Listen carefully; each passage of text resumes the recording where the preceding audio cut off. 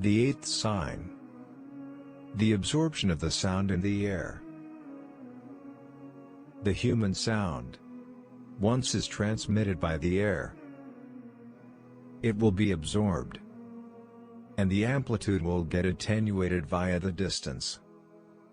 Due to its friction and collision with the air particles, such like nitrogen, oxygen, carbon dioxide. There is a mercy here. Imagine that those substances are less dense in the air. Then, all polluted sounds will be transmitted to your ears. The sound of vehicles, the engines, the factories, and others. No privacy we'll have when our voice can be detected and sounded easily. But how if those substances or the air molecules are very dense? So, you would need to do more efforts to transit your message to your friend.